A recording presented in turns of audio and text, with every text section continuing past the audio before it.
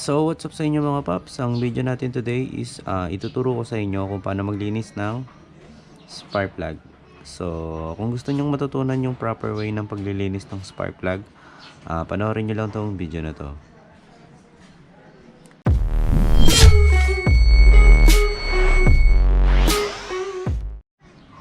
So good day sa inyo mga paps. Yung video natin today is maglilinis tayo ng spark plug. So first, tatanggalin natin yung spark plug cap. Hihilahin nyo lang, then may expose na yung spark plug. So sa pagtatanggal ng spark plug, kakailanganin natin ng spark plug remover o yung spark plug wrench. So yung sukat niya is 16 mm, then 5/8. So yun, tara tanggalin natin.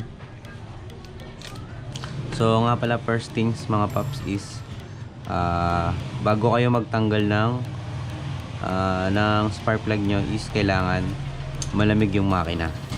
Pag ito kasi ay mainit pa, kapag tinanggal nyo kasi yung spark plug nang mainit pa yung makina nyo, no? Alam naman natin na ang metal part is kapag mainit ay malambot.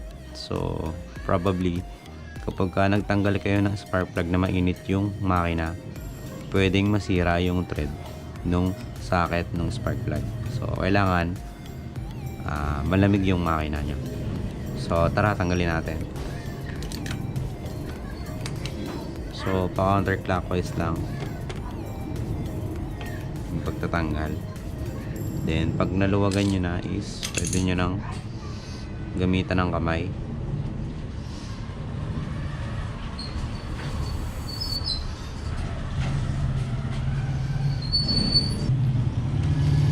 So ito yung spark plug natin, no?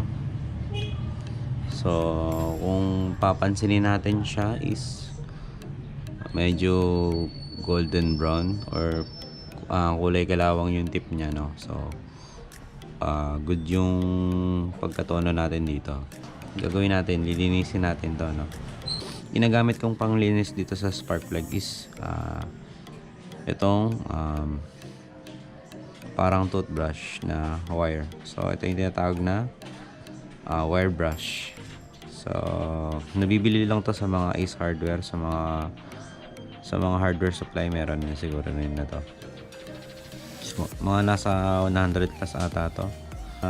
Ito yung pinaka-effective way para malinis yung spark plug natin na hindi natin na damage yung electrode ng spark plug natin, no? Kasi itong wire brush is hindi siya ganun ka-aggressive, no? So natatanggal niya lang yung mga dumi, hindi yung mga parts ng sensitive parts ng kagaya ng electrode natin, no? So hindi yan mauupod kasi pagka aggressive yung ginamit niyo diyan, ginamitan niyo ng sandpaper, no, pwedeng maupod agad yan. So ang ginagawa ko lang dito is binabrush ko lang siya. So sa pagbabrush, hindi naman kailangan sobrang madiin. So hindi naman ganun ka aggressive. So tamang ano lang, para lang nagtutoothbrush ng ngipin mo. Yan, ganyan lang, oh. Tapos makikita nyo magiging parang golden copper na yung kulay niya.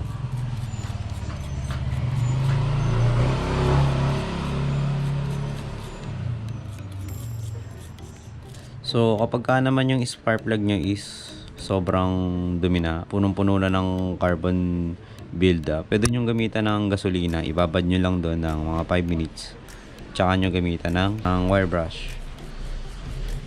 So ganyan lang yung paglilinis, no? Simple lang yan, pero napaka-effective nyan. Hindi nyo na kailangan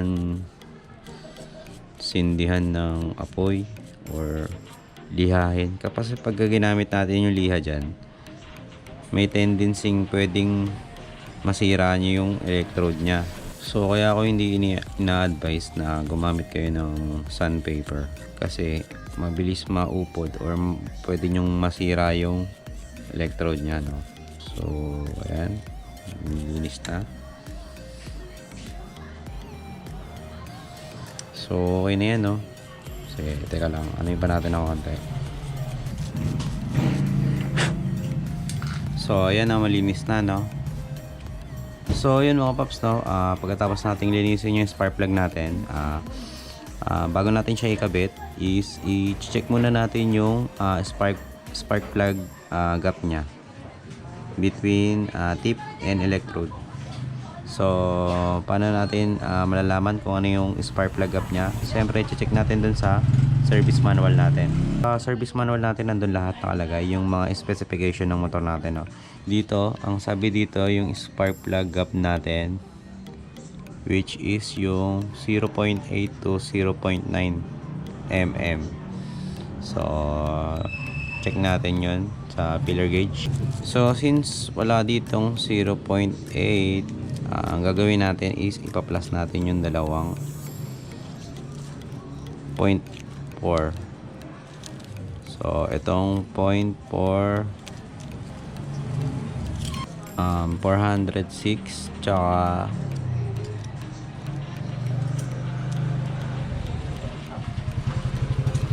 432.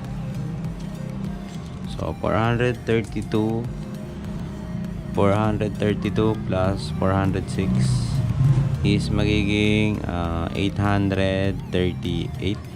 So pasok siya dun sa specification. So check natin siya.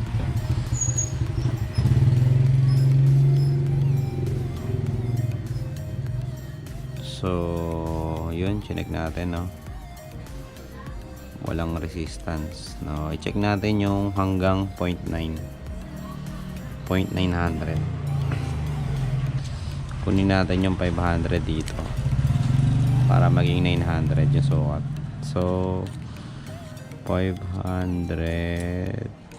So itong 508 tsaka 406, so magiging 914. So 914, check natin yung gap nya.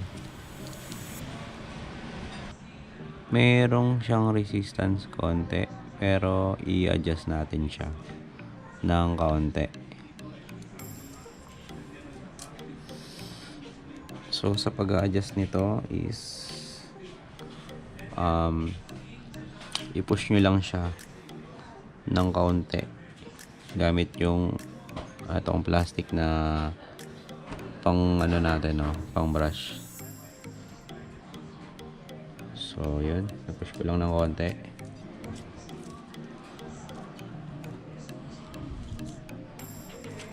So 900, sumobra. So yung 432 tsaka 406, so 838.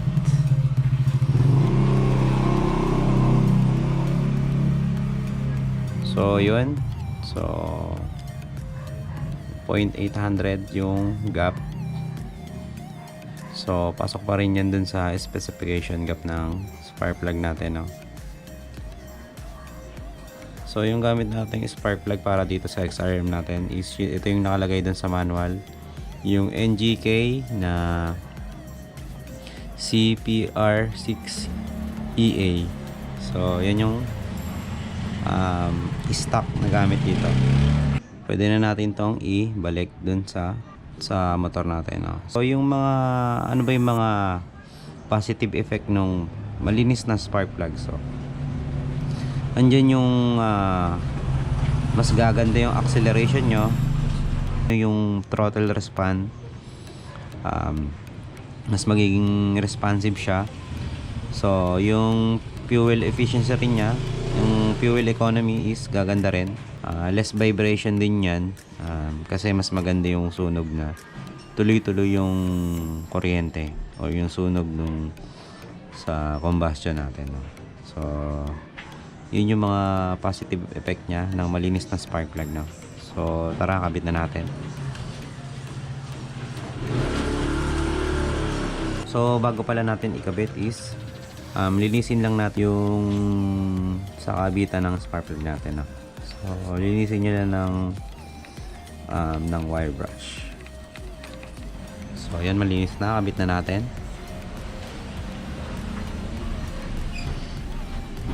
So, ikakabit muna natin gamit ang kamay para matansya natin yung sikip niya. So, kapag sumikip na siya, saka natin sisikipan gamit yung socket wrench. So, yan, masikip na, no? So, sisikipan na natin siya ng socket wrench. So, sa pagsisikip lang nito mga paps is hand tight lang, no? So, huwag yung sisikipan kasi baka ma-lost thread yung yan. Ganyan lang yung pagsikip niya. So, isang ganunan lang. Tansyahin nyo lang kung gaano kasikip. Huwag nyo masyadong sisikipan kasi masisira yung thread niyan. Kahit sabihin natin hindi yan mainit. So, pwedeng masira yan.